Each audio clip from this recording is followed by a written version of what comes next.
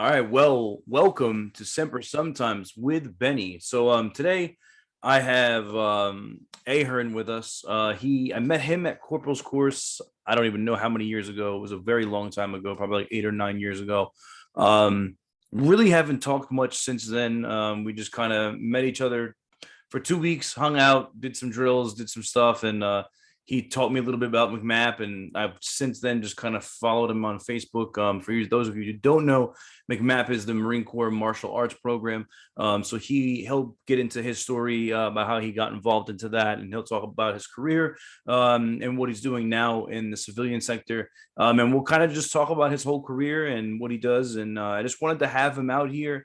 Because like I said, he's someone that I've followed on Facebook and Instagram for a long time, and he's always on Instagram or Facebook doing some kind of crazy martial arts. And I'm like, dude, how the heck does this guy do this? How does he keep it all together? And so I wanted to have him out here so he could just kind of talk about, what he does, how he does it, and why he does it. So without further ado, Ahern, welcome. Can you kind of just introduce yourself and just tell us who the hell is Ahern? Yeah, well, I appreciate you inviting me on, dude. It's been a while since we've talked and stuff like that, but it was a good fun 2 weeks over there at Corporals Course. Yeah, bro. That was a Basically, long it was a great time. And we'll talk about some of the memories if you have any, but I have a lot of memories that I remember from yeah, that for 2 weeks, sure, bro. for sure. Yeah, I got a few too. Yeah, but basically, my whole martial arts journey kind of, started way back when I was around, I want to say like 6 or 7 years old. I started really Oh, young. okay. Uh, Yeah, and originally I couldn't stand martial arts. I actually hated it. My dad had put me into like a YMCA like karate class, and he did it more like just to get me to do something so that I would have some discipline and get some exercise and stuff. And I actually couldn't stand it. I hated it. Really? Yeah, I couldn't stand it, dude. It was horrible. But then later on, what ended up happening was eventually I started to get bullied pretty bad. It started in middle school around about like, fourth grade when I was like, 10 years old. And it was like like bad bullying. I'm talking like the worst bullying you could possibly imagine. Physical, mental, everything. I was a tall, skinny white kid. I wasn't very fit. I wasn't very good looking. I had really bad acne. Where are you Uh, from? from Connecticut, Old Okay. Sabre, Connecticut. It's a small town. It's a town of about 10,000 people, and Okay.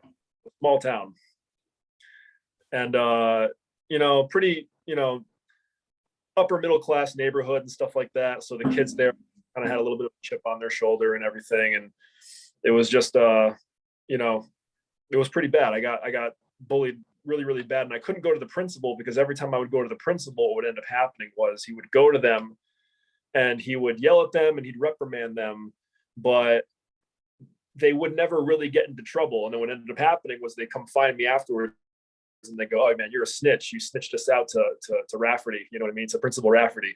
And then they beat the crap out of me worse. Uh, I couldn't really talk to my parents about it because I was kind of embarrassed. I didn't talk to my brothers about it because I'm the oldest of three. And I didn't really like the idea of like being the oldest brother who couldn't, stick up for himself and stuff like that. So eventually, after just getting my butt kicked and just kind of, being mentally and physically kind of tormented for a while, I decided that the only way to kind of, help myself was to take matters into my own hands. And I went and talked to my parents and I said, I want to start martial arts training. And they asked me why. And I didn't tell them I was being bullied. I just said, oh, it just looks like a lot of fun. I just kind of want to do it. And so, yeah, that's kind of how the whole thing started. And I'm 30 years old now, and I probably haven't taken probably the longest amount of time I ever took off of martial arts training was when I joined the Marine Corps, actually.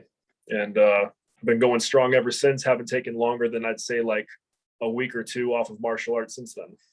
Okay. So why did you join the Marine Corps? How did that fall into it? Did anybody bring up the martial arts program to you and you were like intrigued by it, or no one even talked Yeah, about it, well, or yeah, like the recruiter told me about it. He's like, oh, you're a martial artist. Oh, well, we have MCMAP. And I was like, oh, okay, that sounds pretty cool. But that was kind of just like the frosting on top of the Yeah. cake. Originally, I joined the Marine Corps because my buddy, an old friend of mine, an old school friend, actually, he talked about joining the Marine Corps. We actually joined together. But it was always a confidence thing for me. I sort of I always wanted to like prove myself to my bullies that I was not this weak, frail, kid that, couldn't handle the tough stuff. I wanted to prove it to them, but in reality, psychologically speaking, if I look back on it, it was more proving it to myself. Yeah. But that's why I joined. He kind of talked me into it. He was like, dude, we should join together. And I was like, oh, I don't know. I went to a pulley PT session. And that was what really kind of convinced me. I was like, oh, these guys are hardcore. And if I'm going to prove to myself and to my bullies that I'm not this weak, frail kid, then I'm going to join the biggest, baddest branch. You know what I mean? So a huge part of it for you was just that self-confidence piece. Yeah. And I also I always wanted to be in the military. Like I come from a long line of military people. My grandfather was a Vietnam veteran. He's a veteran. He flew fighter planes. My other grandfather was a World War II veteran. So it was a combination of a bunch of things, but primarily it was to gain some self-confidence in myself. Yeah. It's and it's crazy that you say that, because that was one of the reasons why I ended up joining. But one thing I always tried to and this is for the listeners out there, and I'm sure you can attest to this, is that, a lot of people join the Marine Corps for that same reason. They're like, you know what? I want to prove to myself. But a lot of times we do it because we want to prove to other people. And then you spend so much time trying to live your life proving somebody else wrong that you kind of forget that it's your life. And then you have that hindsight and you're looking back and you're like, because I've done that so many times, bro. Like when I was trying, I bought my first house. I was like, oh, hey, look at me to my friends, because like, I grew up living in an apartment building, lived in an apartment for years, never lived in a house until I was until I was older. But like my parents lived in an apartment. My dad ended up later on, getting married to somebody who had an apartment. I mean, who had a house. But like for me, it was like my mom still lives in it right now. My mother still lives in an apartment, and but all my friends were rich as all hell.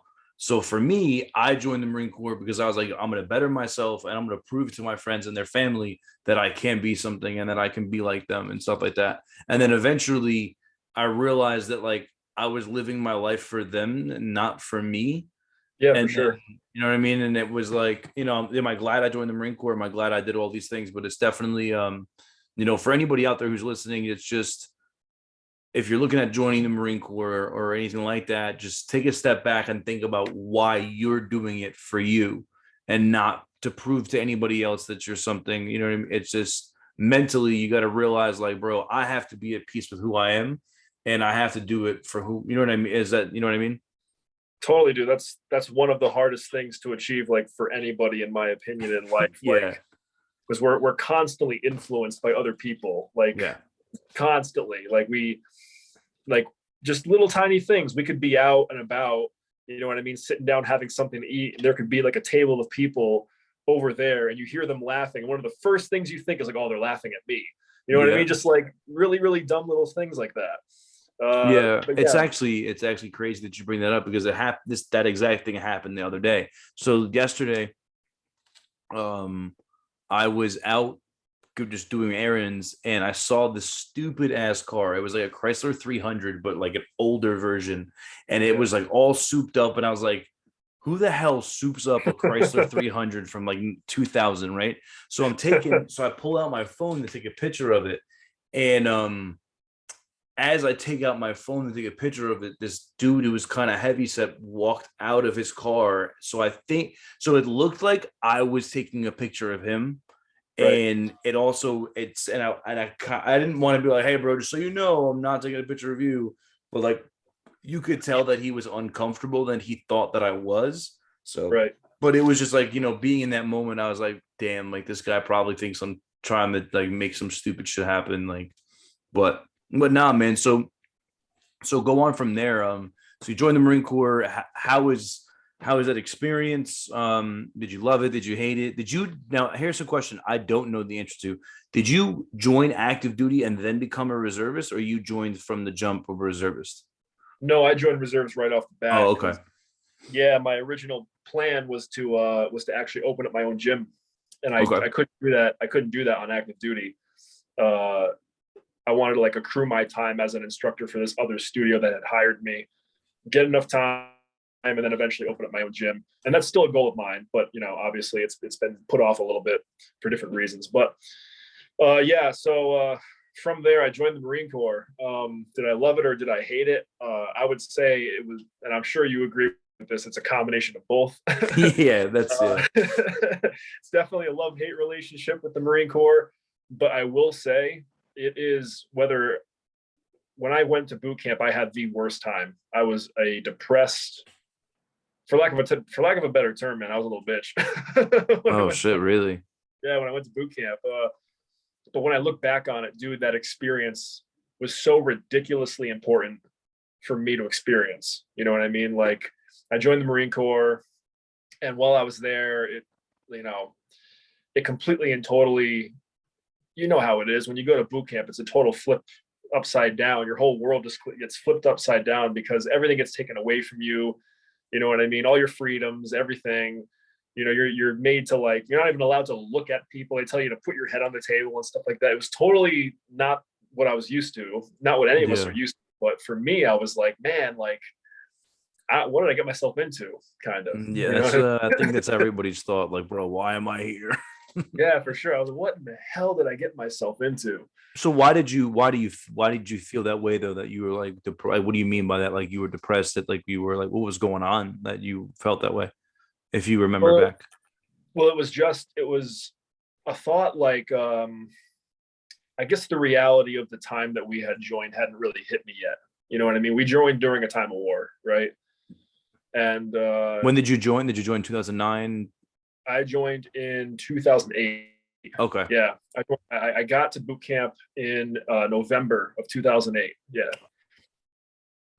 and so like when we got there, obviously we were in the heat of Afghanistan and Iraq and stuff like that, and all of our drill instructors, as I'm sure you remember, were all combat vets who had all been over there. They had some Bro, crazy war stories. bro, I will never forget this shit, bro. So I had this dude, I think he's out of the Marine Corps, but his name was Staff Sergeant McKenzie. He was this big African American dude. Like this dude would do like, you know how on the catwalk by the head Yeah, they had the pull-up bars?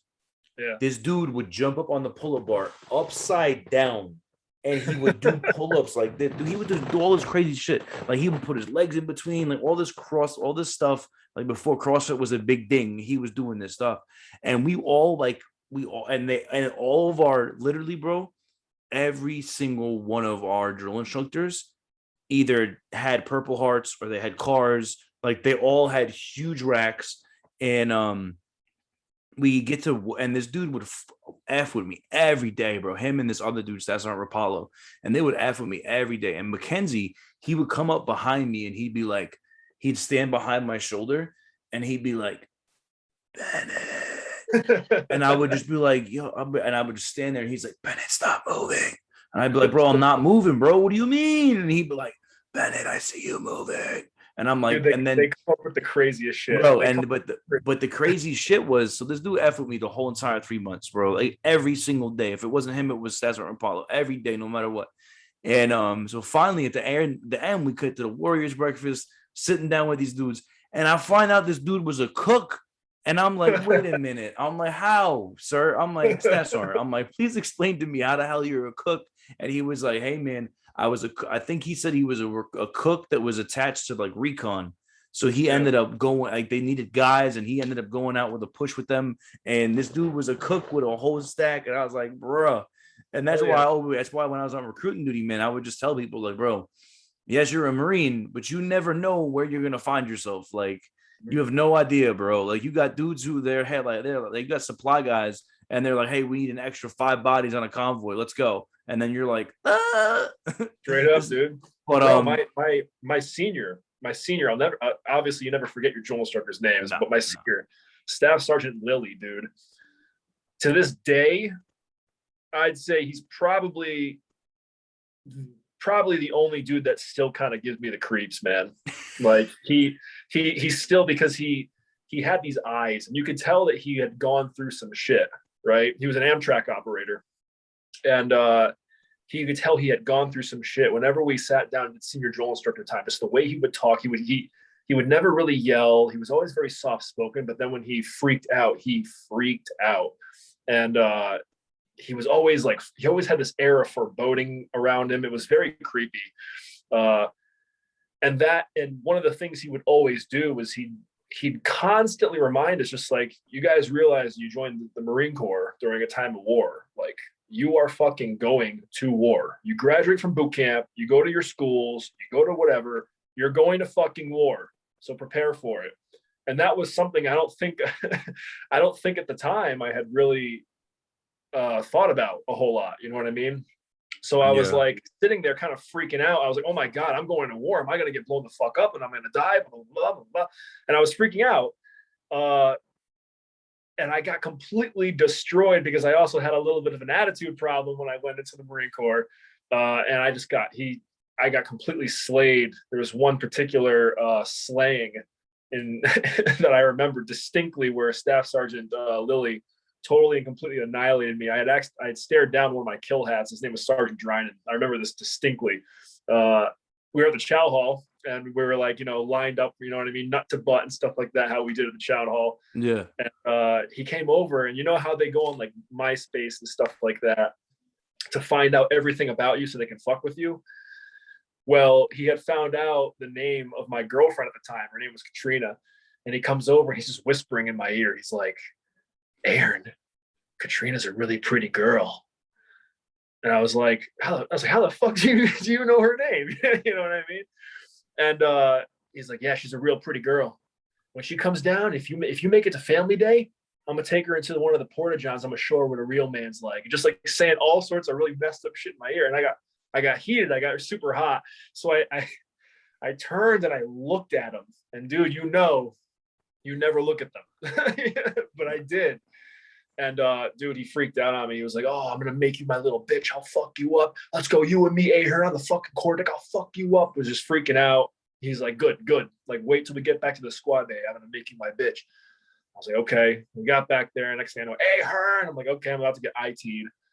So I go down to the quarterdeck. I'm getting IT'd. And you know how like if senior came out, senior would kind of save you sometimes.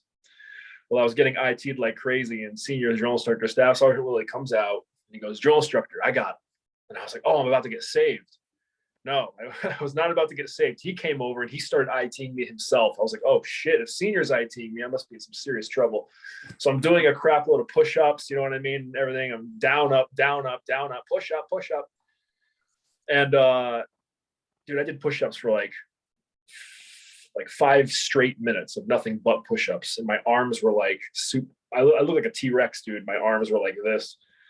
And so I went on my knees to like take a rest. And he's screaming at me, push up, Ahern. And I can't, because my arms and my chest are just so shot. And I'll never forget this. He gets down and he gets right in my face when I'm on my knees, and he goes, there's only 2 reasons why a man ever goes on his knees, Ahern.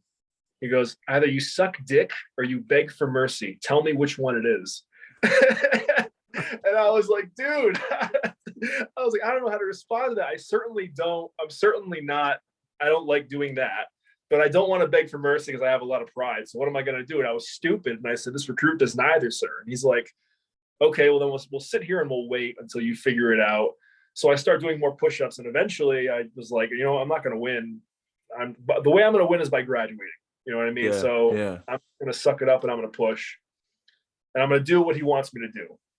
So I said, this recruit begs for mercy, sir. And he goes, what? No, I didn't hear you. I was like, this recruit begs for mercy, sir. And he goes, no, scream it. I want the whole fucking platoon to hear that you beg for mercy. So I yelled it, and he dragged me out, and he was like, you hear that, recruit Ahern begs for mercy? And he went on this gigantic rant about how we were just disgusting civilians. We hadn't done what they had done. We hadn't gone overseas. We hadn't done anything like that. So we weren't worthy to even look at them. So don't dare try and stare down one of his DIs. And honestly, dude, it was experiences like that I really needed. I really needed a kick in the ass like that to toughen me up, dude. Like, honestly, I needed to be called all sorts of really bad names. I needed to be pushed to such a point that it was either I was going to completely fail and just, be a failure, or kind of suck it up, push through it, and, become a man. And, Yeah. you know what I mean? That's what I did. Yeah. And that's why it's so hard to differentiate between that, right? Because it's like, the generations are so different. Like, Right. because like now I don't want to say it doesn't happen, but to the extent of how it happened then to how it happens now, it's watered down. Like, it's Right. not nearly like that. Like, I remember, bro, I'm not gonna say his name. I don't remember who it was, but I remember we were sitting there, we were sitting behind our foot lockers, and we were just freaking cleaning our weapons, and this dude literally was falling asleep behind this foot locker, and he was like, and all of a sudden, literally one of the drill instructors took off his campaign cover and went, and literally it went, and the dude was like, Gus, go lay down. My dog just got up. But literally, dude, like, this dude was literally falling asleep, and the freaking drill instructor threw his shit, and it went clack, like literally hit him right here. And the kid was like, and he was like, "You're not gonna fall asleep again, are you?" And he was like, "No, sir, no, sir." And then literally, we all were just like, "Yo," but like, and it's stuff like that. Now, was that OD? That was a little OD, but but the thing is, though, like you said, like,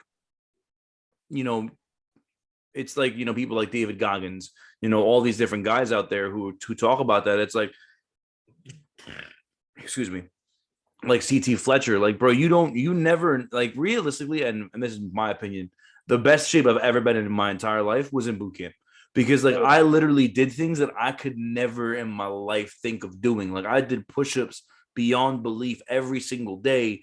I got IT'd multiple times a day. We ran miles upon miles, and like, it's just so different. And I think I think I don't want to say the quality of Marine is different, but I don't know. I just think it's such a different way, because now, everybody's about this, like, oh, well, you can't talk to people like that, or, oh, you can't. Yeah. It's just so different. And I've even seen it like when I was on recruiting duty, where I remember, and that's why it's like, to me, it's like, I was having this conversation with a gunny who's on recruiting duty right now. He's a senior drill instructor, and me and him were kind of talking about it. And I was like, I kind of get where he was coming from, but because I remember leaving boot camp, and you get to your recruiting station, and you're walking around like this, and you're like, "Aye, sir, aye, sir," and they're like, "Bro, you're a Marine now. You can call me by my rank," but you still have that in you where you're like ingrained into that.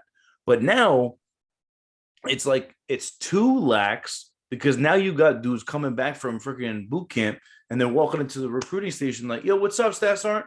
And I'm like, "Whoa, whoa, whoa, what?" I'm like, "Bro, no, this is not how this happens. Like, no. And it's Yeah, like, dude.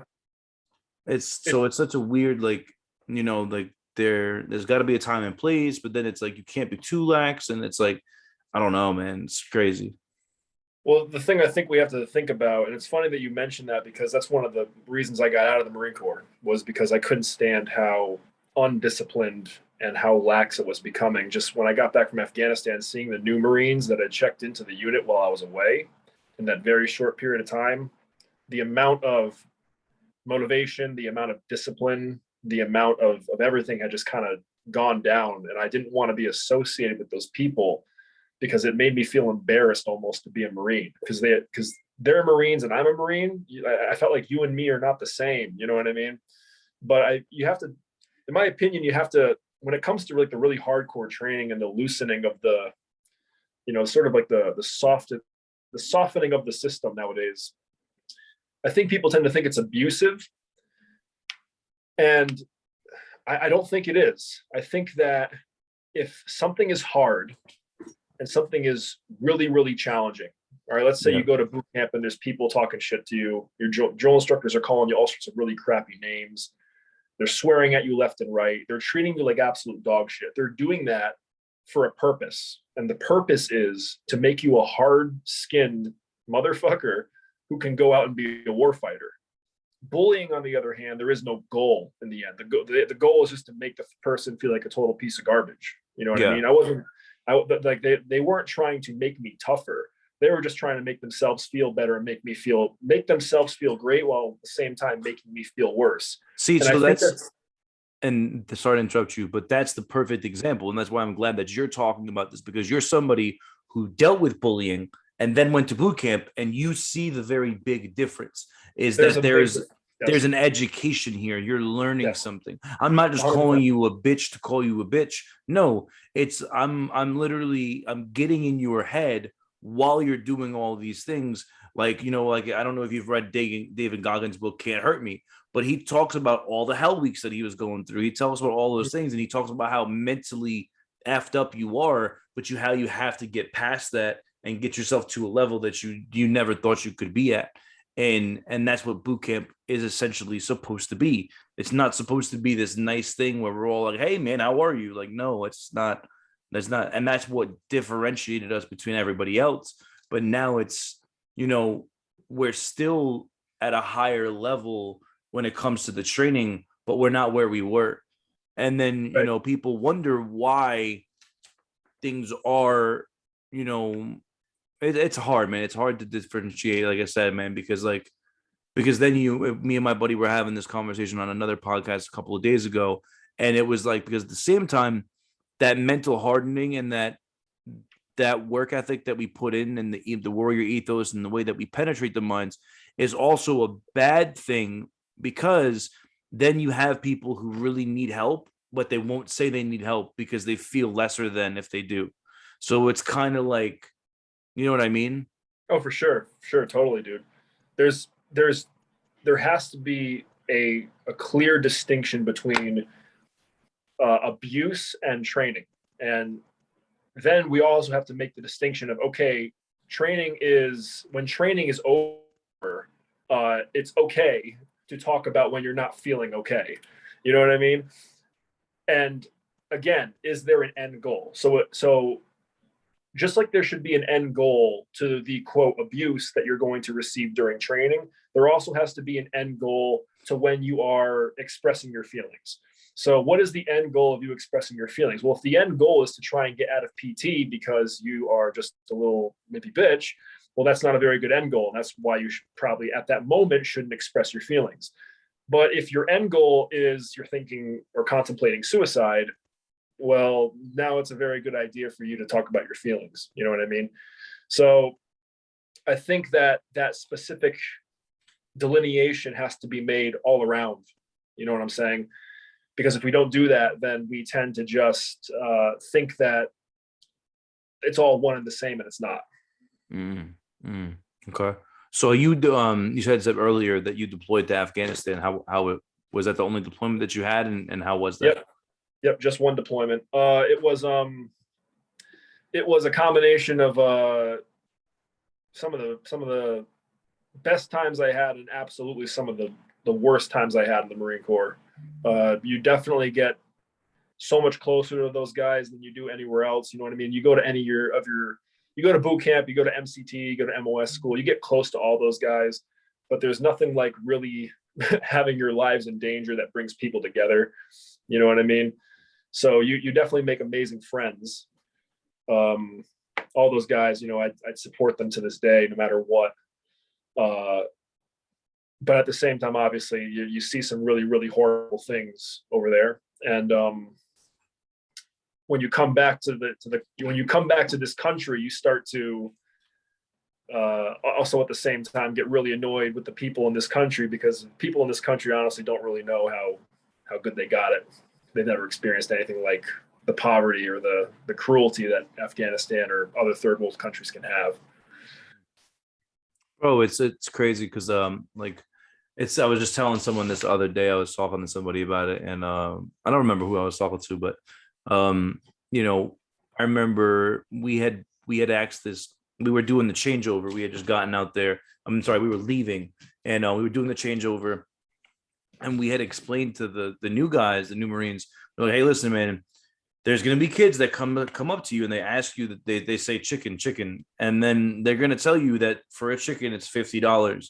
Now you can buy the chicken, but never give them the money until they bring you the chicken.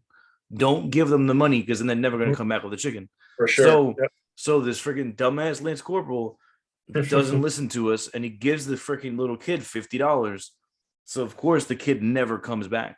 So it's like 2 or 3 days later, we see the same kid. And we had one of the local nationals, one of the Afghan police officers was with us. And he looks over at him and he tells him, he's like, hey man, that's the kid that stole the money from me.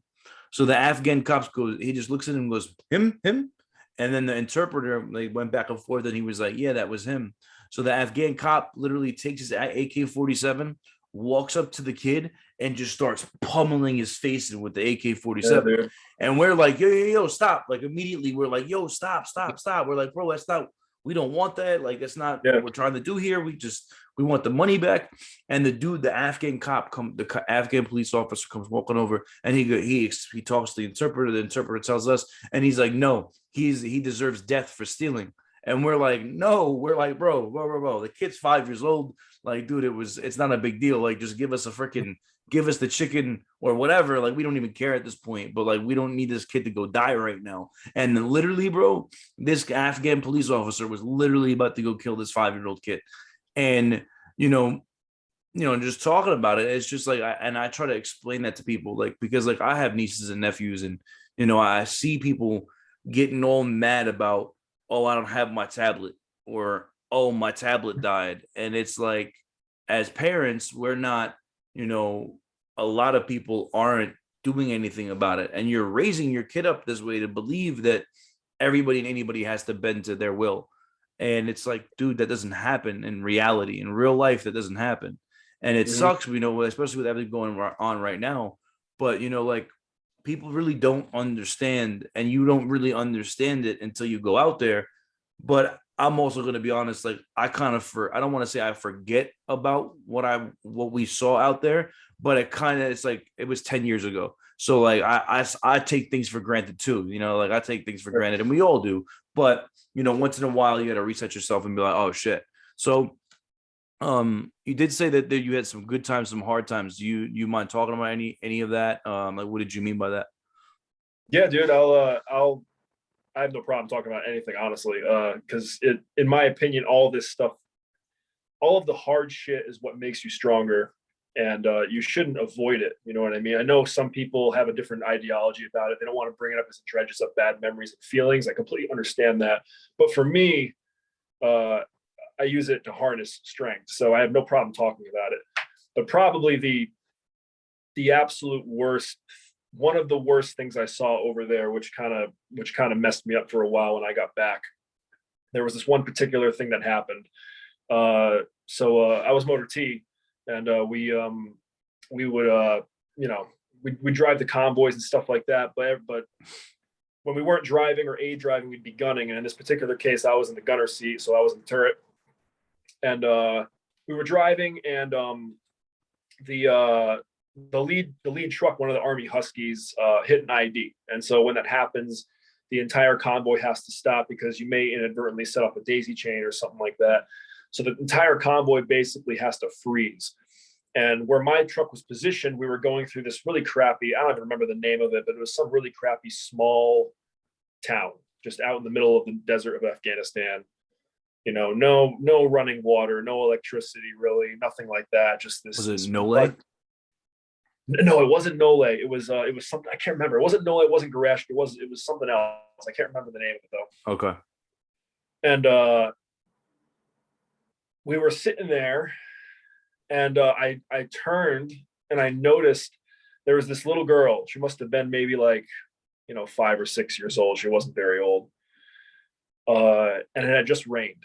So there was just, and if you remember, the sand over there is so fine that when it rains, it becomes mud, and there's mud everywhere. And the mud will go up to your knees. You know what I mean? Mm-hmm. And she's sitting in this puddle of mud, covered, just filthy. shivering because she's freezing cold. And she looks at me and the look in her face, I can still see it. She looked, the only word I can describe it is just defeated. She just looked like she had given up on life. You know what I mean? There was no parents around coming over to grab her, like nothing. She looked like she was alone. And so I felt so bad. And so I took out an MRE. I was gonna chuck her an MRE. And we were told, don't feed the kids, because if you feed the kids, it's going to be like a zombie swarm. You know, they're all going to swarm your truck and everything because they're all going to see that you're handing out food. But I didn't care. I was going to go do it anyway. So I took this MRE and I threw it to her. And like she looked at it, she looked at me, she like didn't really know what to do. And I was like, go grab it, go get it. It's okay. And so she went up and she grabbed it. And when she got up, I could see how just so tiny she was. She was this tiny little thing. And she picked up this MRE, and the MRE was like the size of her chest. She was just so short and small and just so fragile looking. And she was like clutching this MRE, and she looked at me and she like smiled. And then this fucking kid, dude, this fucking boy, I don't know how old he was. He must have been like, I don't know, fucking 13. He's a preteen maybe. Ran over to her and fucking decked her right in the face, knocked her down, picked up the MRE and booked it. And so she's lying there screaming her head off, crying. She's got blood coming out of her nose or somewhere. She had blood on her face and she's screaming. And dude, I will fully admit that was the only time in my entire life where I legitimately wanted to cause serious, actual physical harm to a child, like where I wanted to leap and go hurt. Hey man, hey, he's like, over 12 years old. He's a man. Yes. All right, this young man. Hey, he made a grown ass decision, bro. Yeah, dude. I that's the only time in my life that I've ever been so angry at a young dude like that I wanted to actually do bad things. And so I was trying to unstrap my gunner's harness, trying to leap out of the turret to go get him. And Staff Sergeant Tanini, who was our A driver, he saw the whole thing and he fucking grabbed my cargo pocket. He was fucking screaming. He was cool about it because he understood, but he basically chewed me out and said, "We can't fucking get involved. It's not our job. That's the culture over here, Ahern. Just fucking let it go, dude." And so I had to sit there while they cleared the IEDs. I had just watching this little girl with blood coming out of her face, sitting there crying. And then eventually we had to drive away. We had to drive away and leave her. And when I got back home, I had a lot of dreams about that little girl for a long time. I wondered often, like, where she was, how old, if she grew up at all, or if she died there in that, like, that lonely, cruel, miserable place. You know what I mean? Like, it messed me up for a long time. So like stuff like that, man, just and that's what made me realize, like, a lot of guys have PTSD and come back from Afghanistan with a lot of PTSD from, seeing people get blown up or watching their friends die or getting blown up or hurt themselves, getting injured themselves. But PTSD doesn't just have to be like what I would consider like the classic war experiences. You know what I mean? There are other things over there. As long as you're a human that has some empathy and you at a certain level give a shit about people, yeah, you'll see things that, if you're not a sociopath, you'll see things that will mess you up. You know what I mean? Yeah. Like there was this little dude. I don't know if his name was Mahmoud, but he told me his name was Mahmoud. Yeah. But every time we would leave Leatherneck, we would always see him right outside of Nole. And for 6 months, I would try to get his little hat, and I'd be literally try to barter anything with this dude. And then finally, it was like my last convoy out there, and he was like, he goes to give it to me. I was like, word, man. So I have it in my house. I have it downstairs on my little bar. Nice. And my son puts it on, like, and I have it, and I always think the same thing, man. I'm like, bro, that kid was probably like 8 or 9 years old. So now he's an adult. Like, yeah. Especially with everything going on right now, is he alive? Is he okay? Like, And that's the thing, man, is they're freaking kids, bro. But meanwhile, they're taught to go rob us, to attack us, to steal from us, to do all these different things. And it's like the idea that no one, like the idea that we just take so much for granted and we don't look at it like, hey, man, like evil is around the whole entire world. It's everywhere. And people don't understand, especially a lot of people, with what's going on right now. Like so many people are like, oh, why were we even there? What did we even do? Why should we even? And it's like, bro, and this is my thing. And I've said this to people. I'm like, bro, unless you were over there, you just be quiet. Like you don't know what you're talking about. And that's not for the people who were in the Marine Corps or the military in general who just didn't have the chance to go. My thing is that if you are not in the military in any capacity and you never put your hand up to go in the military, then realistically, it's kind of like, why are you even in the discussion? Right. Yeah, You know for what I sure. mean? Now, mind you, if you lost somebody over there, a family member, it's just it's becoming it's becoming this huge thing about politics, and it's just more about like, I was at this event last night, and they for veterans, it was a veterans business expo, and the guy put it greatly. The guy who's in charge of it, Scott, and he just started talking about the fact that everybody needs to understand, like from the veteran standpoint, that you did what you were supposed to do over there, and you can't be mad. Like, just don't think in your head that you went over there for no reason, because a lot of people are suffering with that right now. A lot of Dude, that's people, completely a lot understandable. of, Yeah. you know what I mean? Like a lot of veterans are like, fuck, man, we lost this person. And it's like, it wasn't in vain. You did what you were supposed to do over there. You came home, your friends didn't, but, you know, don't be upset about it, just move on from it type thing, and remember that, you did all you could in that time that you were there. And yeah, it's just a hard thing to even talk about. I mean, it's like weird. Yeah, dude. You got to try, and it's difficult to do, but any trauma that happens, we all got trauma from the military, you know what I mean? But any trauma that happens, uh, you have to try and utilize it. You know what I mean? Transform it into a thing that can strengthen you as opposed to debilitate you. You know, use so it as what a do source. you so what do you mean by that? Like, how is that like a lot of what you're talking about, like when it comes to like your fighting and your martial arts and stuff? Or a lot of that is just your mental toughness? Right. Is that how you? Well, partially, yeah. So, like, let's take that little girl for example from the story I told. Mhm. When I got back home, all I could think about was, man, I never want to be in a position where something like that happens. I can do nothing again, or I'm incapable of doing something. You know what I mean? I want to be able to help people. I want to be able to protect them. That's one of the reasons I became a bodyguard down in LA. It's another reason why I entered the police academy. I want to be able to help people, but am I able to help people with who I am as a person, mentally, physically, stuff like that? So, and helping people can be many, many different things. You know what I mean? Financially, am I able to help people? Am I able to go, and if I see somebody sitting on the side of the road that, needs a quick buck, and I'm not talking about the moochers, I'm talking about someone that legitimately has problems. Am I financially able to help somebody? You know what I mean? Well, if I'm not, well, then I'm going to try my best to become so financially stable that I can help somebody.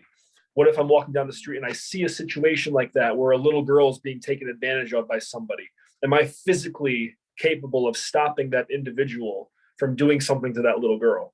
Well, if I'm not, then I better go hit the gym and I better start training.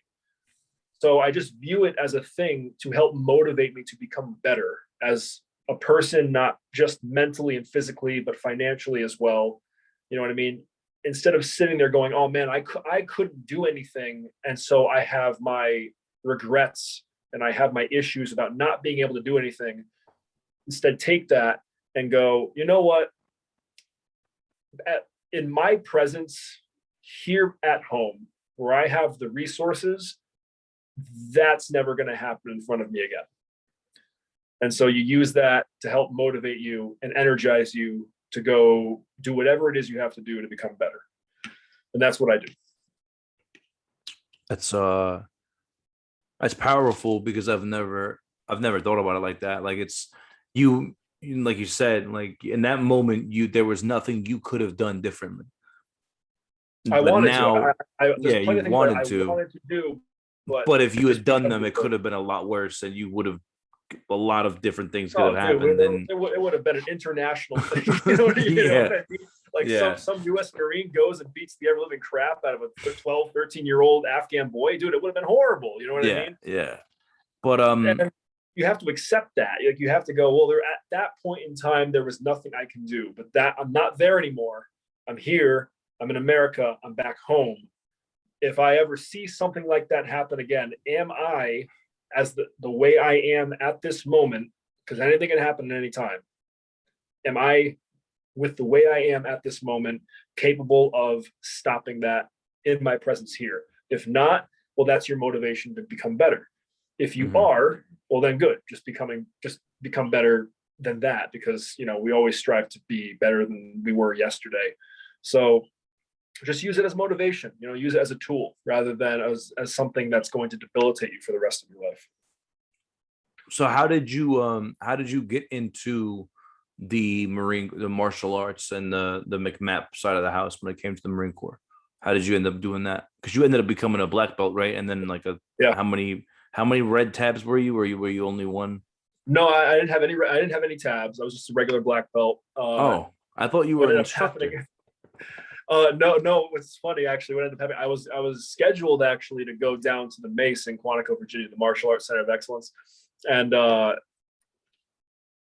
was supposed to be my last AT, but instead they asked me, "Hey," the very last 3 days before I was planning on shipping out over to go to the Mace for AT to become qualified as an instructor, they asked, "Hey, Corporal Ahern, are you PME complete?"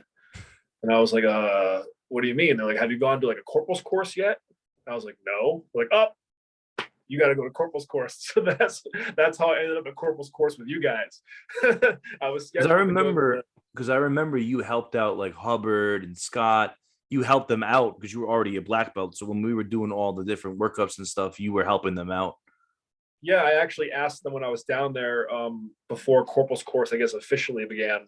I actually asked them, I was like, "Hey, is there any chance that I could get tabbed out here?" And they were like, "Unfortunately, man, we can't." You know what I mean? So it was, I don't know, things happen for a reason. Um, in my opinion, having an instructor certification in MCMAP uh, doesn't make you more qualified. It doesn't make you less qualified. Would it have been nice to have on my resume that I was a certified Marine Corps martial arts instructor? Of course, but I mean, I was an instructor anyway before I went to do MCMAP and stuff like that. So I already knew how to teach and everything. So it's not the biggest deal for me. Yeah. So what was your take on it? Did you enjoy McMap? Did you not? Because I know I've met a lot of people who don't really like it and they do Dude, other I types of think martial arts. I think McMap gets a bad rap, dude. That's what I've heard. I've heard that. I've I heard really a do. lot about that.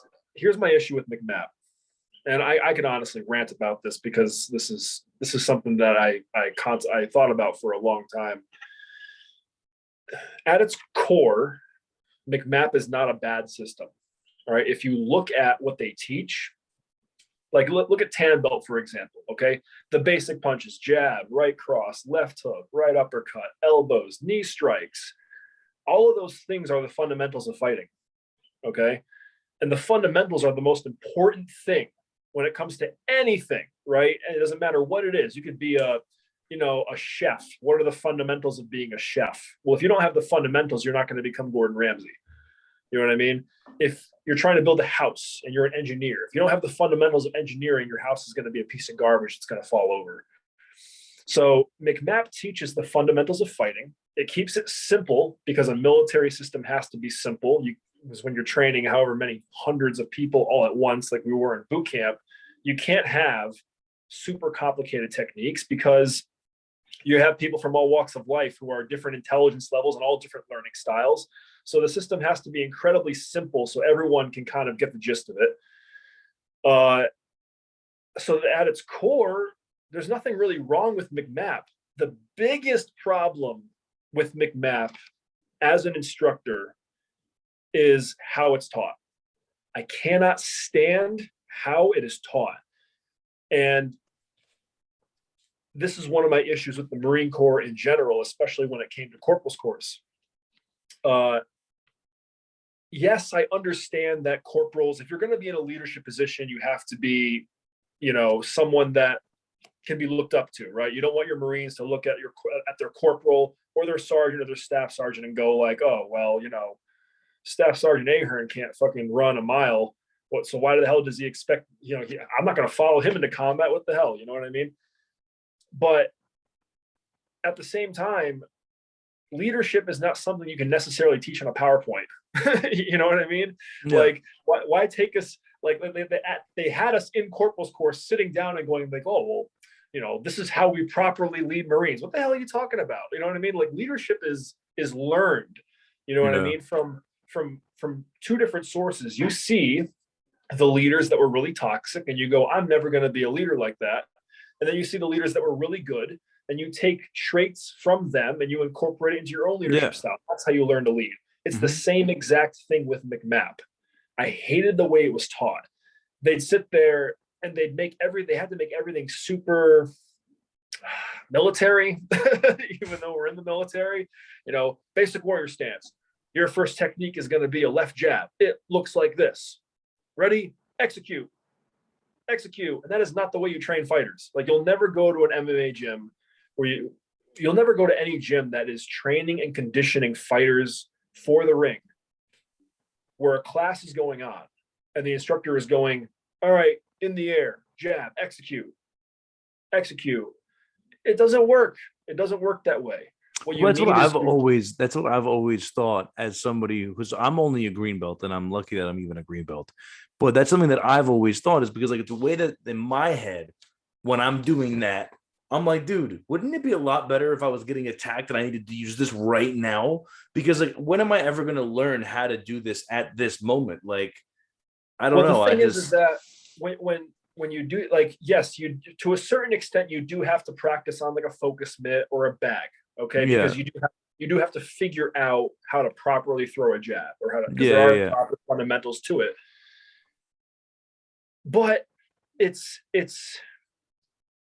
taught so robotically, and it's taught so slow. It's taught so slow. You can't expect anyone to really develop any sort of fighting skills. You know what I mean? If you really want, like, the current gym I'm training at, SBG over here in Idaho, it's a really, really good gym. Their Muay Thai classes are one of the most popular classes in the gym. They have upwards of, like, no joke, like 50 students all training at the same time. And they have a very, very good way of doing it, where everyone splits up, grabs a partner. One partner has focus mitts, and the instructor names off a combination. Every time he names off a combination, the student that doesn't have the focus mitts strikes the pads with the combination. And the student who's holding the focus mitts moves the mitts for the person throwing the combination. And you do that for a 3-minute round. Okay, switch. Same exact thing, 3-minute round. All right, switch again, 3-minute round. And that's how you practice the basics over and over, instead of sitting there going, execute, execute. It's that, and it's also live training, live sparring, live grappling. People don't want to do it because it is, it sucks. It's tiring, it's exhausting, it hurts. And it's also a little bit, especially for us as guys and as men, it's also a little bit of a blow to the ego. You know what I mean? If you go up against somebody who's better than you and they kick your ass, no guy likes to sit there and go, oh man, I just got my ass beat. You know what I mean? But that is so important. It's so ridiculously important, because if you don't have fighting or training without consequences, if you have training with no consequences, you're not actually training for a fight. You're not training for combat. You're training for a choreographed thing. And then when somebody comes over and actually gives you a crack in the head, it's going to be kind of a wake-up call to you. So I just can't stand the way that MCMAP is taught in the Marine Corps. I kind of wish the Marine Corps, I always said, I was like, put me in charge of the MCMAP program. I will figure out how to make this shit better. You know what I mean? I don't necessarily have a problem with the system. I just have a problem with how the system teaches in the Marines. And that's really it. I think so. And I think a huge thing of it too is that a lot of it becomes about numbers. Oh, well, how many Marines did I train that I can now put on my fit rep? How many Marines did I belt up? And it becomes more about numbers than it does become about the actual learning of it. But the one thing I loved about it was I liked how they had tie-ins, like how they talked about warrior ethos. They talked about different parts of like that. I enjoyed. I enjoyed that just because like I'm a motard and I liked how shit like that happened. But no, like I remember. But yeah, man, it's. So now, what about you though? Like, what do you So now you do this as a job, as a career. You do martial arts. Like, what do you tell us a little bit about that? Yeah, it is. Up until recently, it was my career. I've been an instructor since I was 16 years old. So my second job, my very first job, had nothing to do with martial arts, but I only lasted in that job for probably about 6 months, and then I quit that job because I got offered a job as a martial arts instructor at the very first academy that I trained at, which was Middlesex Tungsten Academy over in Connecticut. And I taught there for about 4 years or so, 3 years, and then I joined the Marine Corps and left. And then when I came back, I kept training, and then I found another gym called Valley Shore Martial Arts over in Centerbrook, Connecticut. I trained and I taught there for almost 10 years. I want to say like 9 years I was there. And at that point, I decided to go out on my own, had my own business briefly teaching martial arts for a little bit, but then I got offered a job as an executive protection agent down in Los Angeles, California, and I went there. But martial arts has always been a passion. And when I'm not teaching it, I'm training in it. I train in martial arts every single day, if I'm able to, depending on my work schedule. Even if I get out of like a 12-hour workday, the first thing I do is go home, change into my gear, and go right to practice. you know, and so it was a career, it was a job, but beyond anything else, it's a passion, and it is probably, besides the Marine Corps, it is probably the biggest. I don't know what you describe it as. It's probably the biggest lesson teacher of my life, martial arts. So something that I just kind of want to go back to because I didn't ask it was, how do you think the Marine Corps prepared you to be who you are today? Like, how do you think Oh, the dude. Marine Corps, like, what did it do for you? Like, because one of the reasons why you joined the Marine Corps, became a Marine, was that whole entire self confidence piece. So how do you believe that you gained that? And I asked that question because, like, part of the Marine Corps recruiting process is, hey, here's the Marine Corps. The Marine Corps is going to be able to give you the opportunity to get self-confidence, and here's this way. So how do you think the Marine Corps did that? Well, the Marine Corps can't give you self-confidence, but it gives you the opportunity to gain it. So how do you believe that the Marine Corps kind of ingrained that into you and helped you gain that confidence? By forcing me to face things about myself that I was scared to face. Hmm. 100%. What do you mean? What do you mean by that? Dig a little deeper. What does that mean? I was terrified of I was terrified of being on my own. I was terrified of being away from home. I was terrified of failure. I was terrified of getting yelled at. I was terrified of getting killed in combat in Afghanistan. Uh, I was terrified of everything. And the Marine Corps basically was like, okay, you're scared. That's fine. Either learn to push through the fear or be afraid and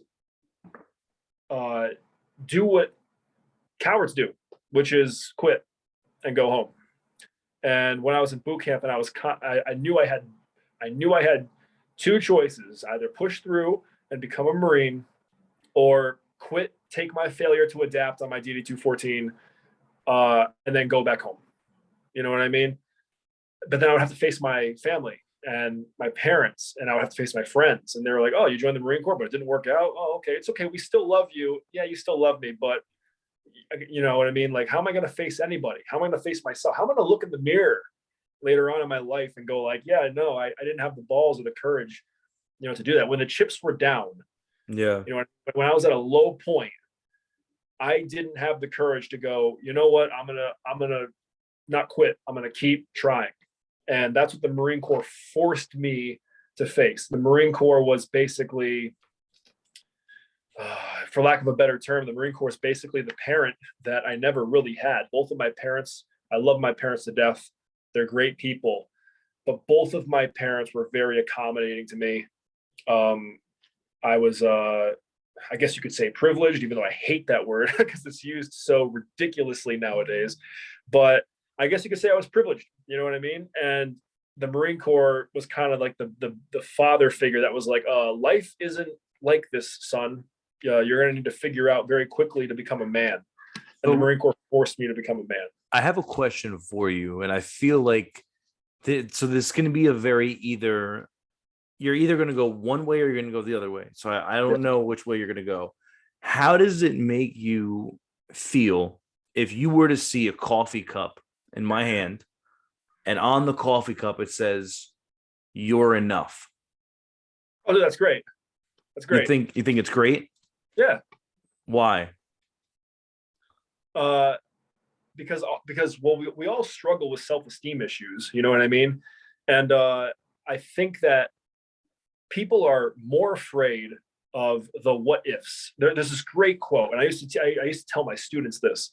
There's this really, really great quote. I can't remember who it's from. I want to say it's from the Dalai Lama or Gandhi, one of the two. I can't remember, so I'm not going to say for certain.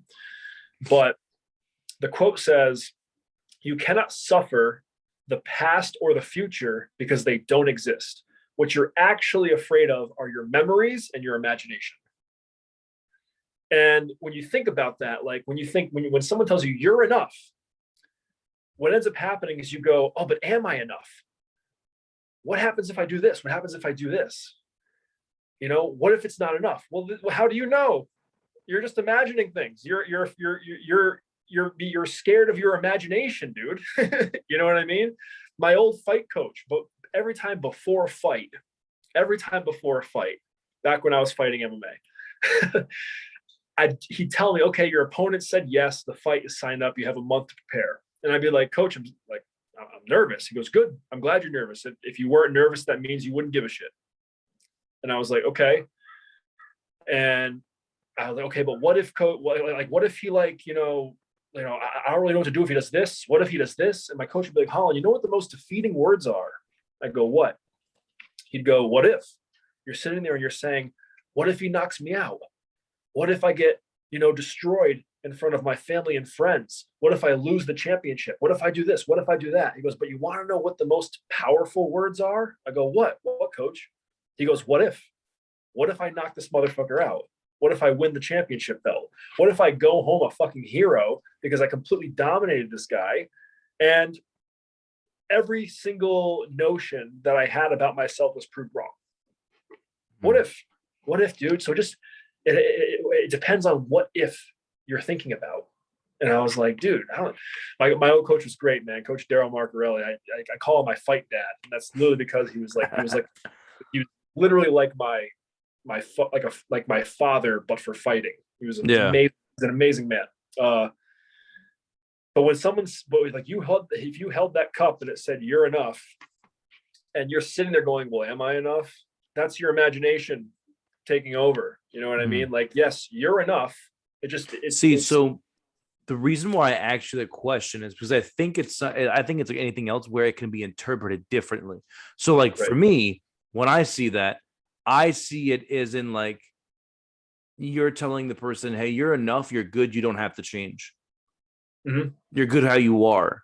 But then for me, it's like, when you're saying that, people now become like, oh, you know what? I'm enough. I'm okay the way I am. I don't need to lose weight. I don't need to read a book. I don't need to get better. So now it's become like this, oh, well, hey, man, I'm good enough. And it's like, but are you though? Like, should you really be okay with being enough? Like, do you? And again, it's like the whole mental toughness thing. It's like, in my thought process, it's the opposite, because in my thought process, you should never want to be enough. Right. Like you should want to always be better. And I'm not like the best guy at all, but like you should want to be a better father, a better figure, a better husband, a better role model. So if you say the words, I'm enough, well, then that means that you can't get better, because you're saying that enough is enough. Oh, for sure. Yeah. There's definitely people that tend to, because of either their self-esteem issues or just because they're super cocky and they have a chip on their shoulder, tend to ignore the things about them that are the negativities and the things that they can improve on, that they desperately need to improve on. You know, if you are overweight and you're out of shape, that is not something to sit there and go, oh no, I'm good enough. Like, that is a flaw.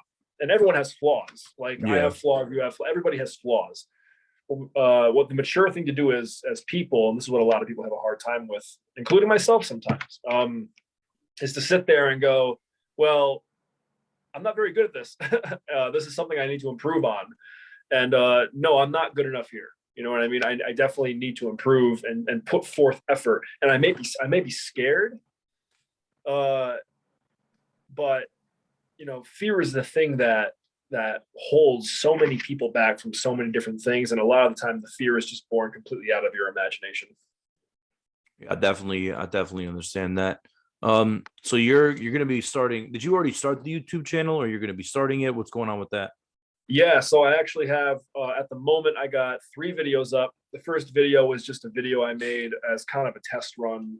It's a little about me, just my history and my history with martial arts, my history as an executive protection agent, my history as a Marine, my certifications, my all the different types of belts I have in different martial arts and stuff like that. And just what the goal of my channel was when I first started it. And I used that as like kind of like the preview video that you can look at when you go to somebody's channel. But I just released 2 videos. I have a third one that's pretty much done editing right now. I'm going to release that on Monday. And the first video I released was about tasers versus pepper spray as non-lethal countermeasure weapons. A lot of people, they tend to wonder, if I'm not going to buy a firearm, what's another thing that I can use to defend myself? And tasers and pepper spray is usually the 2 things that are in competition. So I made a video about, the pros and cons of each and my opinion about them and how I've used them as an EP agent. And then the second video that I just released is probably going to be pretty controversial, but that's totally fine. I have no problem defending my points, is why I think Krav Maga is a very flawed system for self-defense. And I go over 10 specific points that just from my experience as not only an MMA fighter and a competitive submission grappler, but also as a former Krav Maga instructor, because I was a certified Krav Maga instructor at one point, why I think Krav Maga is a very flawed system and it's not as good as people tend to make it out to be. What made you want to start the YouTube, and besides the fact of your passion, or was that just the driving factor of your passion? Well, there's a few reasons. One of the reasons was just straight boredom. I moved here to Idaho, and I got into the police academy and stuff like that, but that's not starting for a little bit. So what am I going to do in that time? Well, I could find a job, but it's not really worth it to be like, all right, well, I'm working, but I'm going to quit in a few months. So, so I figured, well, what can I do? Well, I've always been fascinated by YouTube because YouTube is such a good platform for distributing information, Yeah. And that can be used nefariously, but we have access to so much information nowadays as a society. And so I thought about it. And again, it's just my thing about wanting to help people. Just from being a martial arts instructor for so long, and also being an executive protection instructor down at the EP Academy in Los Angeles, I realized just how completely unprepared most human beings and most American citizens are for really any sort of negative situation that they might face in daily life, and so I started the channel as a means of helping people prepare.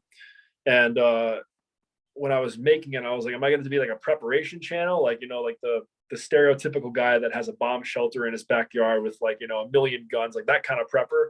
And I was like, oh, I'm not really, I love guns, I have a lot of guns, but I'm not really that kind of guy either. You know what I mean? Like, that's great to have, like, you should definitely, if you have the money, go for it.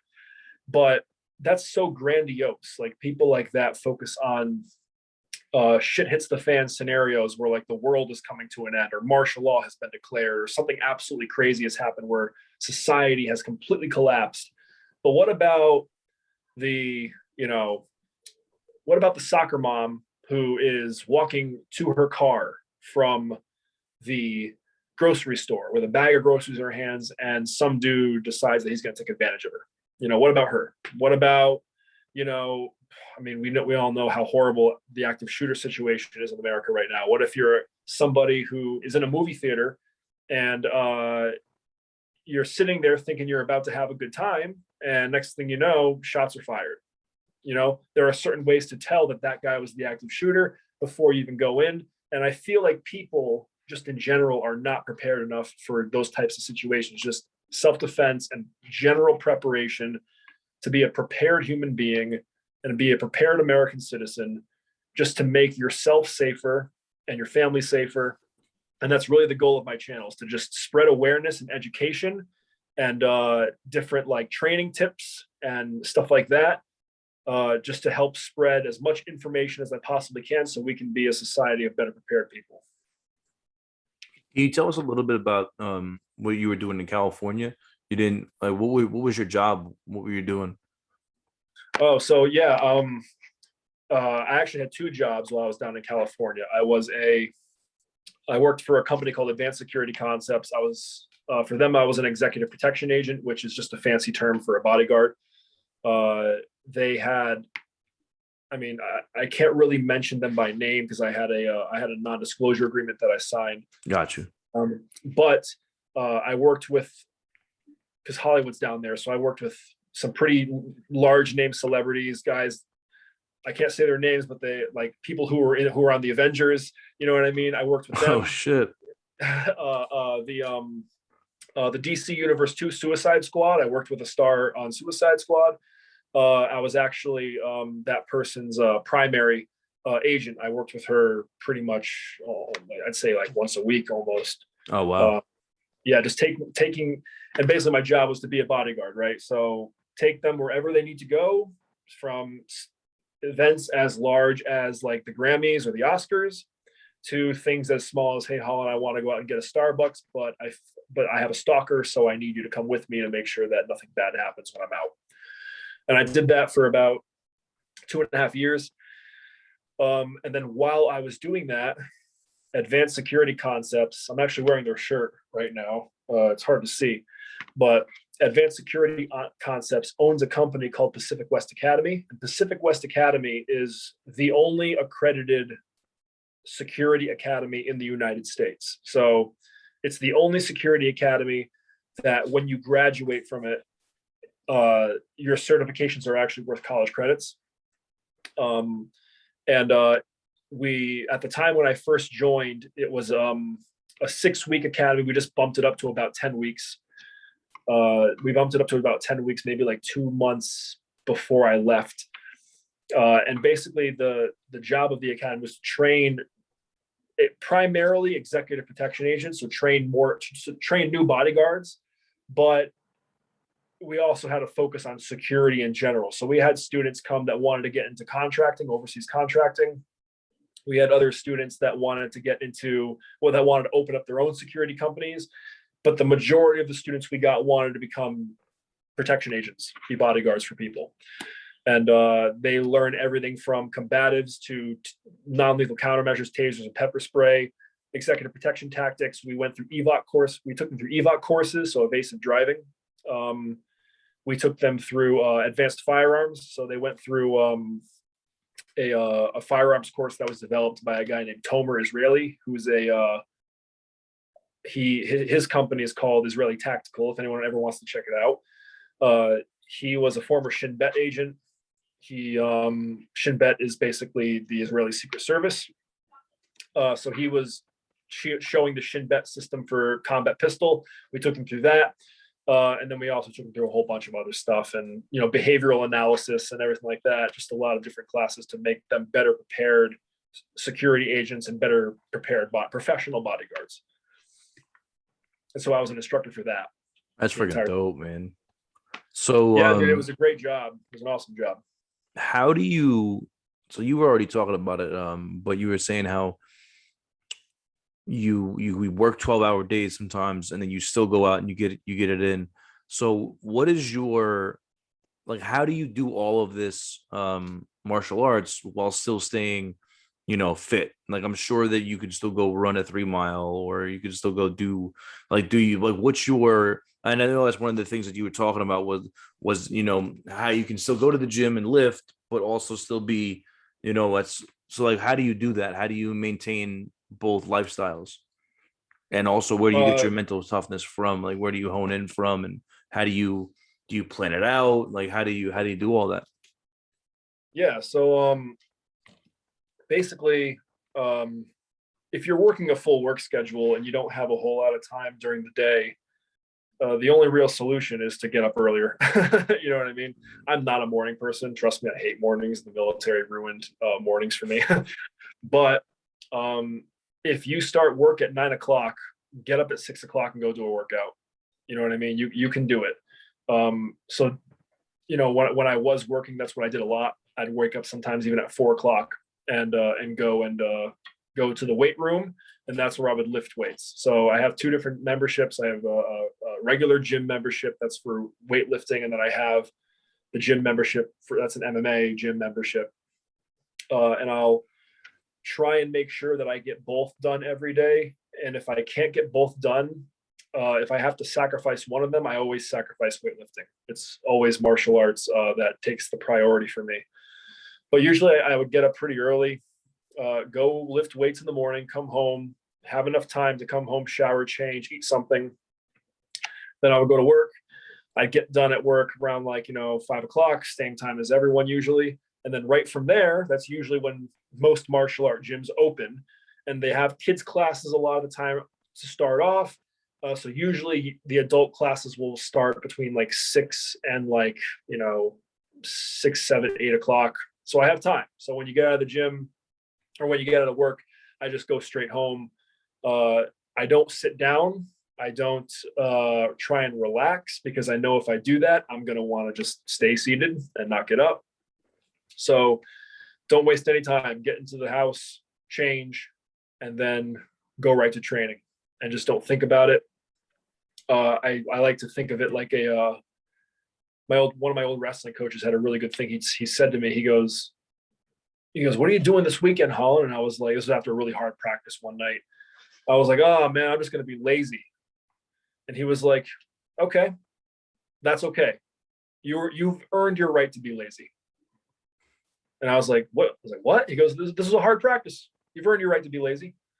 And I think that's what people have to think about. You know what I mean? Have you earned your right to be lazy? You know, most people think, well, I've earned my right to be lazy just by going to work.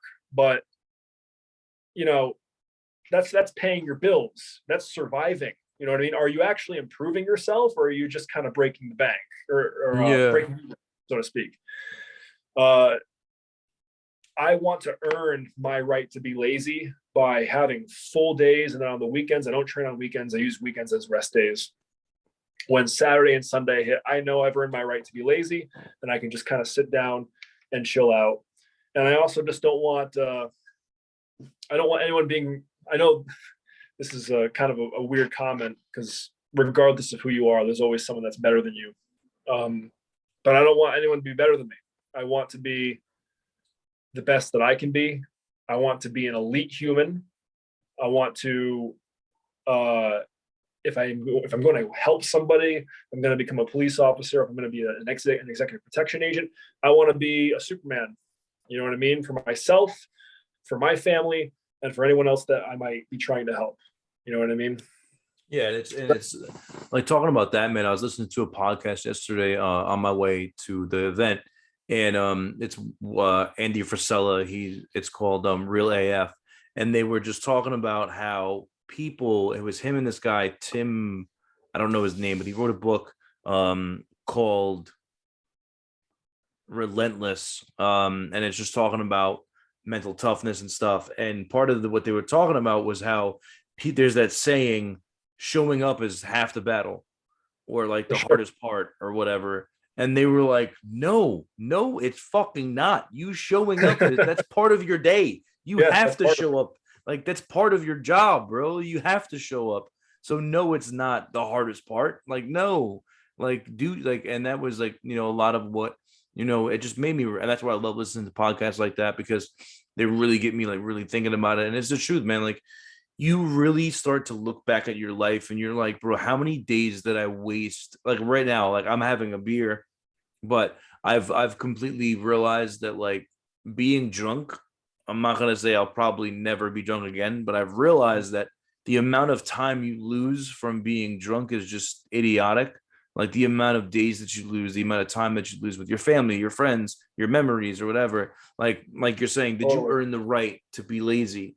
And it's just the reality of it, because if you really think about it, like myself, I come home, I go to work in the morning. Try to hit the gym in the morning. Or if I don't hit the gym, the reason why I don't hit the gym is because I'm literally just lazy and I'm laying in bed and I'm like, oh, I didn't want to get up at 5 a.m. to go hit the gym today. And then I'm like, oh, I'll just go home tonight. But I know for a fact that I won't go at nighttime. I know that I won't, but I just tell myself that. So like, Yeah. but now it's just more so knowing yourself and seeing self-improvement, which is what the Marine Corps teaches us. But I think it's a huge thing that people just forget. And I also think it's a huge thing that people just aren't known. No one tells you that. No one tells you that in high school. Like, hey man, know yourself and seek self-improvement. You never hear that. But Totally. realistically, that's what everybody should be doing every day. And something else they were talking about on the podcast, and we were kind of just talking about it, was just like, like there's so many people out there who are overweight, and they say, and people are like, oh yeah, I'm comfortable in my skin. This guy Andy Frisella, bro, goes off, and he's like, bro, I used to be 400 pounds, and I will never lie to you and tell you that I was okay with being 400 pounds. He was like, Yeah.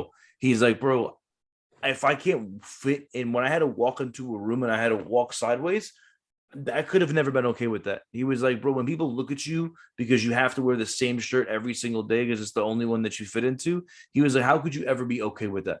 How could you ever mentally say, oh, I'm good with that? So he's like, Dude, all of these people are just bullshitting their way through life. And now it's becoming this thing that we say, oh, hey, it's okay to be that way. But it's like, but is it though? it's also a direct reflection of your mental state. It's funny you say that because I have a buddy, that a fellow instructor that I was teaching down at Pacific West with. His name is Benjamin, but we called him Benji. And if he listens to this podcast, he's gonna probably hit me up later and be like, "Ah, dude," he's gonna. But uh, he is an MMA guy. He was one of the combatives instructors that I taught alongside down at Pacific West. He's an excellent martial artist, good boxer too. And he probably right now weighs around like 200 pounds. He's muscle. He's in good shape, and good martial artist.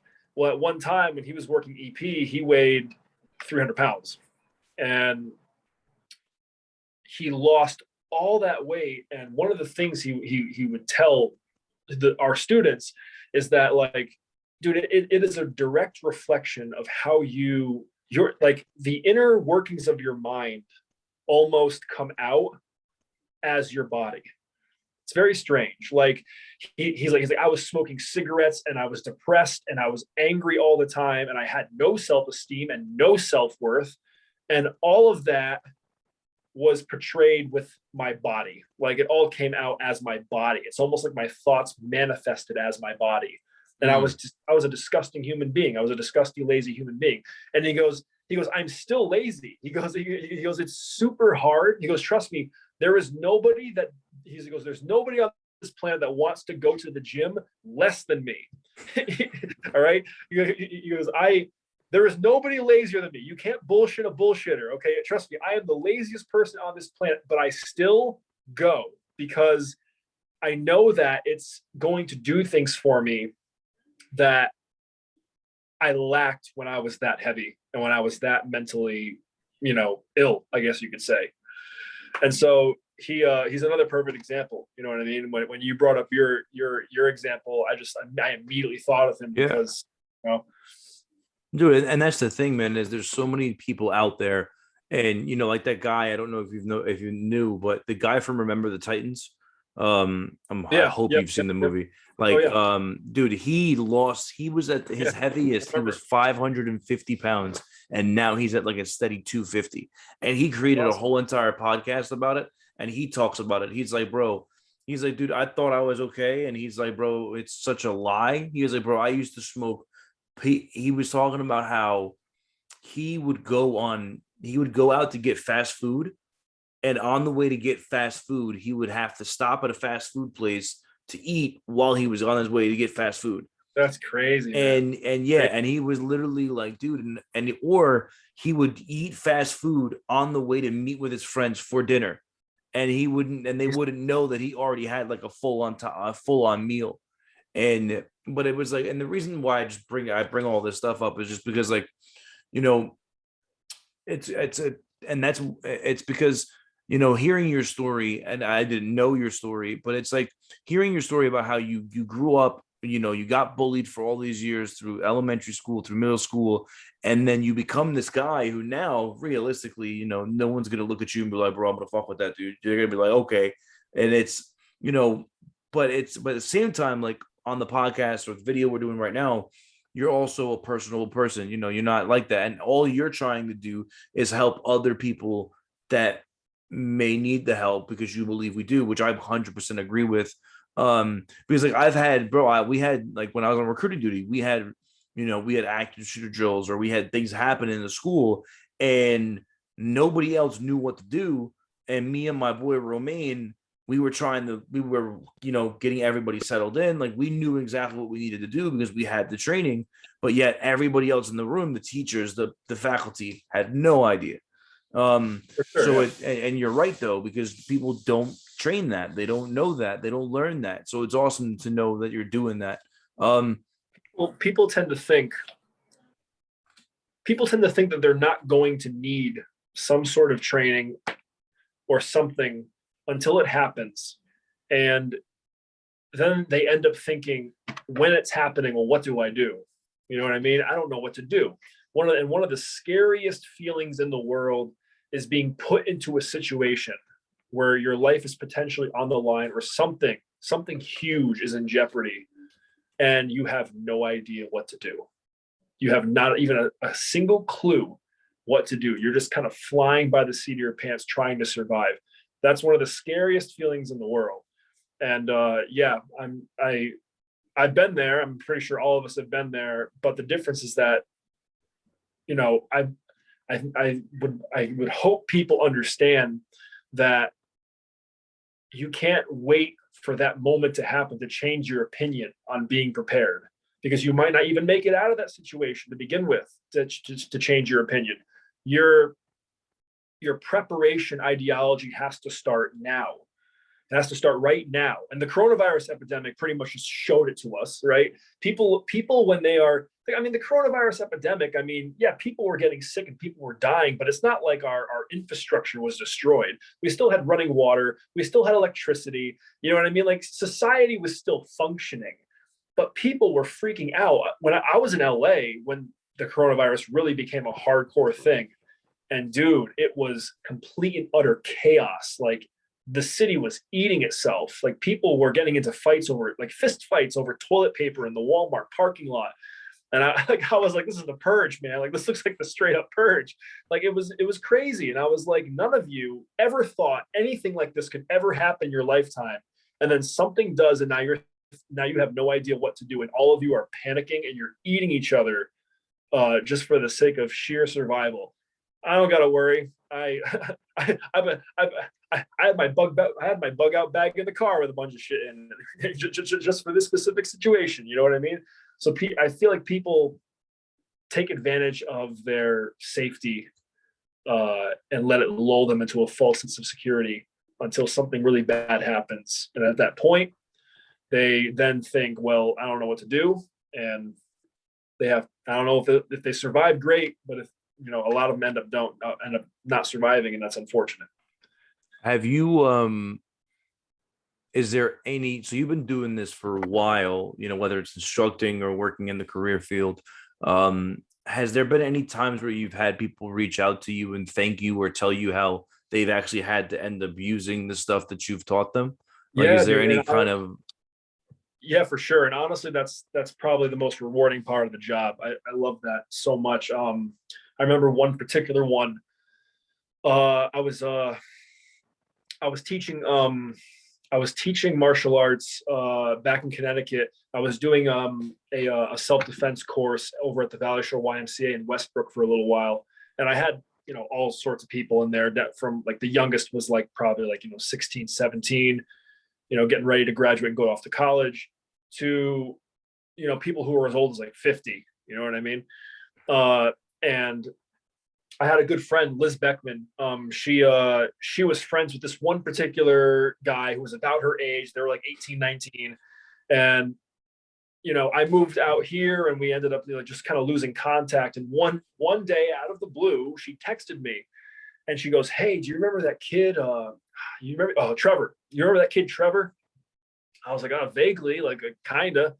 She's like, "Hey, he doesn't have your number, but he knows that I have your number, and he just wanted to text you to tell you that what you taught him saved his life." And I was like, "What? What happened?" And she goes, "He said that he was in New York City and he was walking down the street and somebody pulled a knife on him and tried to mug him. And she said that the training you taught him came out and he protected himself and the guy ran away and he got out okay and he's super fucking thankful." And that's wow? that's the thing, man. That's the ultimate goal when you're a teacher in general, not just a self-defense instructor, but just a teacher in general. You want to see the people that you've instructed and you've passed knowledge on to. I really hope that they never have to use it, but if they do use it, I want them to, one, have the correct training, because there's a lot of bullshit martial artists out there that make money off of shitty training. But I want them to, get out okay and know that the training was effective, and so it's good. It's good to hear that stuff, man. It's always awesome. That's the most rewarding part of the job. So that's a question for you. How do you know, like, if you're a civilian or a normal human being who wants to go out and start learning martial arts, how do you know which one's a good one? Like, you Dude, see Tiger Shulmans all over the place. You see, dude. these little town ones. Like, I have one that literally is 2 streets down. It's owned by this Army National Guard dude. It's a Brazilian jiu-jitsu. How do I know that they are really who they say they are? Like, what's the best advice you have to find out, like, if it's credible? Well, this is actually something I hit on in my why Krav Maga is flawed video quite a bit. Okay. Um, I equate people who have never done martial arts, who are searching for a martial art to start because they're trying to learn self-defense, to young kids who have never bought a car in their life trying to go and buy a car, right? So they go to the car dealership, they have no experience with car salesmen, and next thing you know, they, buy this super expensive car with all the add-ons at a ridiculous interest rate. And is it really their fault? No, it's not, because they were ignorant. They don't know what they're looking for. And the Yeah. salesman who's trying to make money, as much money as possible, just kind of talked them into it because he saw the ignorance and he saw that they didn't know what they were doing and he took advantage of it. The same exact thing happens in martial arts. So what you have to do is you have to get away from the mysticism. So if there's any listeners or if there's anybody out there that's thinking about doing self-defense martial arts, what you need to do is you need to take a constructive and critical look at what is effective and what is not effective. And this is going to piss a lot of this is already pissed off a lot of people in the self-defense community, but it's fine. I'm totally okay pissing people off because I have good points and I have good life experience. Is there any competition or is there anything on the face of this planet that mimics real life combat, real life physical combat more than mixed martial arts competition? And the answer is no. Okay, we cannot replicate any sort of street fighting safely without some sort of rules, right? So if we just threw them in there like gladiators, with weapons and stuff like that, people would die. And obviously, people don't want to do that. So what we have instead is we have modern day MMA, the UFC, you know what I mean? The one championship competitions. And that is about as close to no holds barred fighting as we can get. And it is realistic and it is brutal and it is, in every sense of the word, a fight.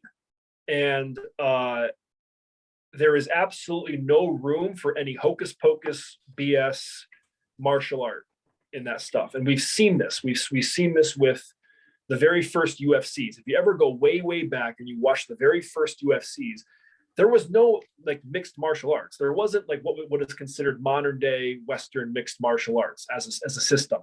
It was a bunch of different random styles all came in to try and see which style was the superior style. So you had guys that were karate guys, you had guys who were boxers, you had guys who were Muay Thai guys, you had guys who were crazy stuff like white crane kung fu type of dudes stepping in the ring, and good on them. It takes balls to get in the ring. So good on them for trying to pressure test their system. But a trend started to happen. And that trend was people who trained in combat sports, things like Muay Thai, things like boxing, things like wrestling, things like jiu-jitsu, okay, always came out on top. And why is that? And that's because those people are training to fight other people in the ring. Boxers are training to fight other boxers. Wrestlers are training to wrestle other wrestlers. There is actual physical competition. There are physical consequences. Karate guys, don't get me wrong, there are some really hardcore karate guys. There's some serious kumite guys out there, and I love Shotokan. I love Shotokan kumite. It's freaking brutal. But like Taekwondo guys and Tung Sado guys and Wing Chun. Wing Chun is probably one of the worst. Wing Chun Kung Fu guys, they never pressure test their stuff. They never get in the ring. They never go full contact. They never try and actually fight each other. They never try and fight other styles. And so what ends up happening is you have martial arts that are based on theory rather than actual practice. And so what I'd recommend to viewers is you go and learn the stuff that is historically proven from the early days of the UFC to be the effective stuff. And that is combat sports, because combat sport athletes are constantly training to fight other combat sport athletes. And if you don't train the correct stuff, then you're going to lose. Okay. And no fighter wants to lose. Losing is, for a fighter, losing is the equivalent of dying. Some fighters would rather die than lose. So stay away from, initially, stay away from traditional martial arts and stay away from a lot of, the BS self-defense martial arts. Go into an MMA gym and learn the 4 separate styles that nowadays constitutes what is standard Western mixed martial arts, which is boxing, Muay Thai, wrestling, Brazilian Jiu-Jitsu. Those 4 things constitute modern American MMA. Learn that. And then once you have learned that stuff, go and try traditional martial arts. Traditional martial arts are not bad. I have 2 separate black belt rankings in traditional martial arts, and that's what I think people tend to think is I'm not a traditional martial artist. I've always been an MMA guy. Wrong. I've been a traditional martial artist since I was freaking 10 years old. I started competing when I was 11. I have a first-degree black belt in Tung Sado and a third-degree black belt in Kempo. Traditional martial arts were my thing for over 10 years, But traditional martial arts don't train live. They don't train with consequences, at least in my experience. And that is the thing that severely limits them. If you're going to do traditional martial arts, you got to learn how to adapt it for actual fighting. You know what I mean? Yeah. So from what I gather from our whole entire life, or conversation, sorry, is we've talked a lot about consequence, and just like from boot camp, from your earlier childhood, and just living through consequences and having to react to those consequences, and just dealing with consequences. So my last thing would be just capping it up. Can you just what kind of advice would you give to anybody that maybe is dealing with what you dealt with, dealing with that bullying, dealing with that, that person who may be dealing with that or had dealt with it and never kind of got over it? and still kind of suffers from it, or maybe just any advice for anybody really. You can't let other people dictate how you're going to live your life or what you feel about yourself. You cannot do it. And I know it's difficult and I know it's hard. And straight up, there are brief, I've learned quite a bit in there, but there are still brief moments where I still even kind of deal with that stuff. You know what I mean? But then I quickly realize, just based on my life experiences, no, I don't need to think that. You can't dictate what other people think about you. You can't let what other people think about you dictate how you're going to live your life or dictate how you feel about yourself and your self-worth. Prove them wrong. Do everything you can to prove them wrong. That's what I told myself I was going to do. I will prove all of you wrong. How am I going to do that? Well, in my case, it was because I was getting my ass beat all the time. It was, I'm going to become an amazing fighter. I'm going to become a ridiculous martial artist. I'm going to become freaking huge in the gym. And I'm going to be the thing that none of you want to mess with anymore. You know what I mean? And, if somebody's making fun of your financial status, do something about that. There are plenty of ways for you to succeed and to prove them wrong, So that would be my thing. Take what they're saying and use it as a motivational tool, Let it feed your work ethic and let it feed your drive. Like, eat it. Take that shit with a spoon and eat that shit.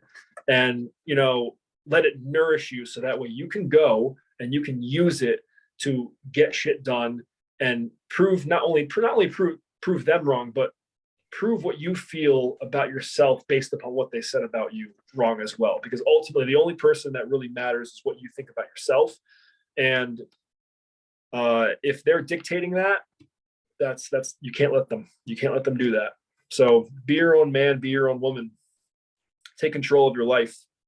You know what I mean? It's a miracle that we even have a life to begin with. If you think about it, how many millions of cells are there, when we're being conceived, you know what I mean? It's such a, like I heard one time that it's you have a much better chance of winning the lottery than you in your life than you even have having a life. You know what I mean? So the fact that you have a life is a complete and total miracle in and of itself. Yeah. Do something with it. Go and become a better person for yourself. Yeah, and that's it just something, because you're talking about it. That's something that I like when I meet people, and when I meet, and now I'm not talking down to anybody, but like when I meet people who are, when I was on recruiting duty, and I would meet people who were like, in their 30s, and I would, or younger 20s, I would talk to them and I'd be like, hey man, what are you doing? Da, da, da. Oh, I'm here at ShopRite, or I'm here at the local grocery store. Oh, what's your plan? I don't know. This is just for right now. And something that I always got to, like, and again, I'm not talking down to anybody, but like, for instance, my father-in-law, he's retired from ShopRite, which is the local grocery store here in Jersey, and he works another job. And my thing is just like, bro, we're not meant to work two jobs. We're not meant to, like, you're meant for more than just being this person that stocks shelves at a grocery store. Like, I don't believe that you had the chance at living life and that's what you were capable of doing. You know what I mean? And again, like, but people tell me like, oh, well, someone's got to do it. Okay, well, why's it got to be you? Because you didn't grow up in your lifetime. When you were growing up, you didn't grow up and say, you know what? I really wish I'm going to stock the shelves and I'm going to stock them great. Like, that was never a thought in your mind. Like, you didn't say that as a child, but like, talking about what you're talking about is like, you have one life to live and live it. And you should, and if you are doing that, then you got to do it to the best of your ability. But it just sucks because you meet people and you're like, bro, your potential is to do so much more, but you don't see that. It's like my little brother. My little brother works at a grocery store, dropped out of college, and he's overweight and he's lazy. He doesn't do anything. But yet my family, they're like, oh, you're good enough, bro. Hey man, if you're happy, you're good. And it's like, but are you really happy though? Like, Yeah. what? And then the question is, well, what is happiness? Because, and then the confidence piece and all those things. And that's what I'm talking about. And like, I'm glad you're talking about it. Is just like, so many people forget that the idea that you even have a life is ridiculous. And then the idea that you have a life and that the life was conceived here in America is even crazier because of the ability that you have, but yet with all the abilities that you have, you're not doing anything with them. And you could be doing so much more. And Oh, it's just, you know what I mean? yeah, totally, man. I mean, you do have to take a look at like what is happiness. You know what I mean? Because I've met people who don't have a whole lot and couldn't be happier. You know what I Yeah. mean? So it really does depend on what you would define as happiness. And I think everyone has their own perception of that.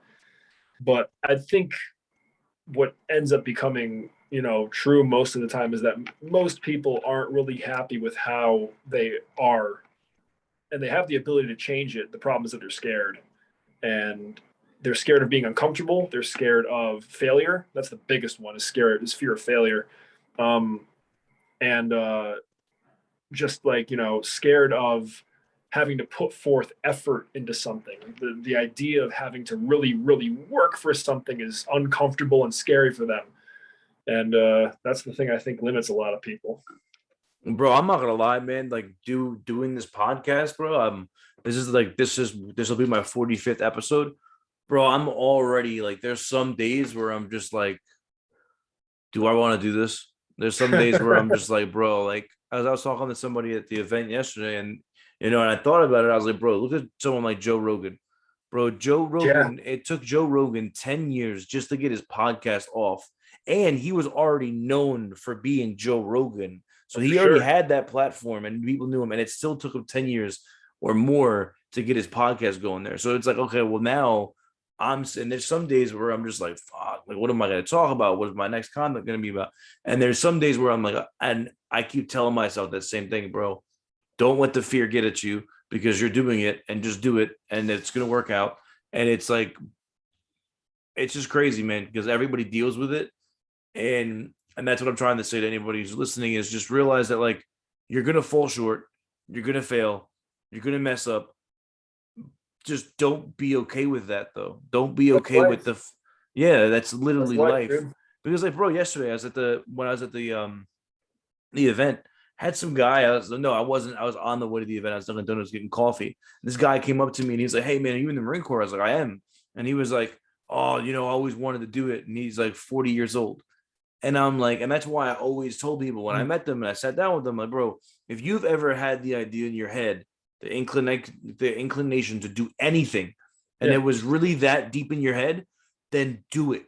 yeah. Because if you Even if don't you do it, fail, even if even you if you fail, fail, just because yeah, even, and it's like you said, like when you were in boot camp and you were talking about it, you were talking about, what if I fail or what if I quit? And that was the thing, right? You made a distinction. Okay, well, if I fail and I know that I did everything I could, then that's a different story. But if I quit, then I'm going to have to live the rest of my life knowing that I quit. And that's the thing, is like this guy who's 40 some odd years old coming up to me saying, wow, I really wish I did it. And that's something that you'll never leave. You'll never lose that. And it'll be there of for the course. rest of your entire life. And then my biggest thing when it came to stuff like that was, and I would say this to kids all the time when I was talking about recruiting, my biggest thing, and I realized this as I was growing up and as I was becoming a Marine and becoming a recruiter and just growing up as a man, I never want to look back and look at my, like, growing up. Like, I have a son and I have a daughter. I never want to look at my kid and be like, wow, I wish I did this. Or like, For because sure, man. or like I have people and I've seen it happen, dude. So I used to tell people this story, and it was a made up story that never happened. So I would say to people all the time that be like, oh, you know what, man, not right now, but maybe later. So what I would say to them, and if you're on recruiting duty and you want to steal this from me, it's all right. You but just quote me, at least throw my name back. But I used to say to people, I'd be like, listen, man, you're telling me right now that you just don't want to do this right now, but maybe later, right? I would say to them, what if maybe later never comes? What if maybe later never comes? Keep this thought in the back of your mind. It never happens. And then, what's gonna, and I say this to them, but I want you to picture this. I was like, this is gonna happen to you. And they said, and I would say, listen, I was like, do you want to be a dad or a mother? And they'd be like, yeah. As 9 times out of 10, no one says no to that. But I was like, do you want to be a father or whatever? They were like, yeah, yeah, yeah. I'm like, all right. So one day, I want you to picture this. You're walking through the mall and you're holding your son or daughter, and you walk by a Marine in his dress blues, and your kid looks at you and says, Daddy, what is that? Mommy, what is that? And now you have to look and say, oh, well, that's a Marine. I would say to them, well, you know what? I will never have that problem because Hmm. my son grew up knowing what is a Marine. Hmm. So now I tell people this story all the time. And it's just like an idea that I've put into people's heads. One day, it shit freaking happened. I was For at the sure. mall. I was at the mall. I was in my uniform, and I walked by this dude, and he was walking with his son, and his son was like 4 or 5 years old, and his son looked up at me, and he literally was like, "Daddy, what is that?" And the dude, big dude, was like, "That's a Marine." And no lie, the father, literally was like, "That's what I wish I was, but I didn't have the balls to do it." Literally, what this dude said. And I literally like, and again, I'm not saying that Marines are and all be all. I'm not saying that. That's not the point of what I'm saying. The point of what I'm saying is that that man is 30, 40 years old, and he lived the rest of his entire life knowing that there was something in his head that he wanted to do, but he just never did it. And For sure. it was fear that controlled him. It was whatever that controlled him. So right now, if you're listening to this episode, and if there's something that you truly have in the back of your head and it's back there and you just keep keeping it back there, bring it to the front and just do it. Just do whatever the hell it is. Now, mind you, I'm not, if it's like go do some egregious act, I'm not telling you to go do that. I'm just saying if it's something that you truly believe it would better you, your family, the community, or whatever it is, just do it and stop letting fear control your life, because the reality of it is that so many of us never live to our potential because we're afraid, or we get stuck in a career that we never wanted to be in, or we get stuck in I talk to college kids all the time now that I do my new job, and I literally have kids tell me, or I only went to college because my parents told me to go to college. I only went for this degree because somebody told me I had to go. And I'm like, bro, why are you letting other people dictate your life? For Because sure. and that's the thing, is you can't do that. So what just kind of wrapping it up, man. I know we've been going on this. So just kind of wrapping it up, man. Just want to thank you, number one, for coming out, or coming on the podcast. You didn't really come out, but you're in Idaho and whatever. But I really appreciate it, man. I appreciate what you're doing. I think it's awesome. And I just wanted to be able to help you out and just get people to understand, hey, where they can find you at. So where can they find you on YouTube? What's your channel? And just kind of go and just, I know we did it already, but just kind of give them more of an understanding of what you do on the show, just so they know what they're looking for. And if they're interested, they can come and find you at your YouTube channel. Sure. Yeah. So my channel is called VLP Network. That's a capital V, capital L, capital P, and then network. Um, not all one word. VLP space network. And VLP stands for Victory Loves Preparation.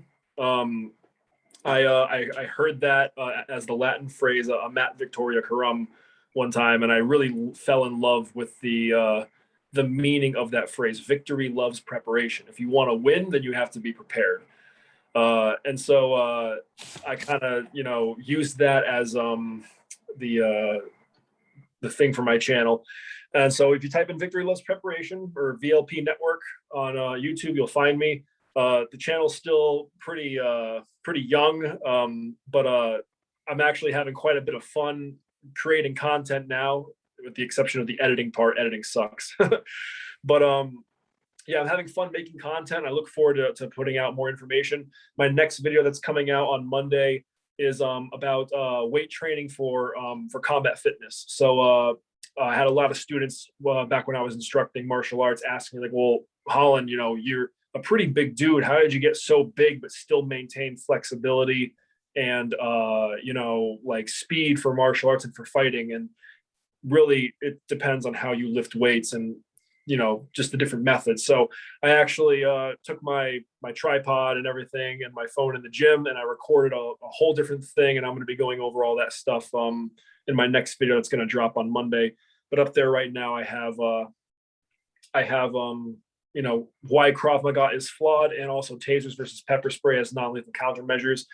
And the goal of the channel, again, is just to spread as much awareness and as much training and as much knowledge as possible for just any person, from someone who's in high school to someone that's retired, and everyone in between, just how to be a better prepared American citizen and just a better prepared human, not only for your safety, but your children's safety, your friends' safety, your family's safety, whoever. Okay.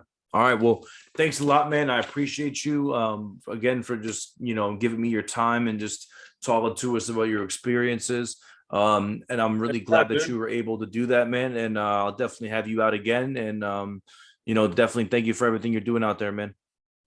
For sure, but I appreciate it, man. Thanks for letting me on the podcast. It was a lot of fun. Yeah, definitely, bro.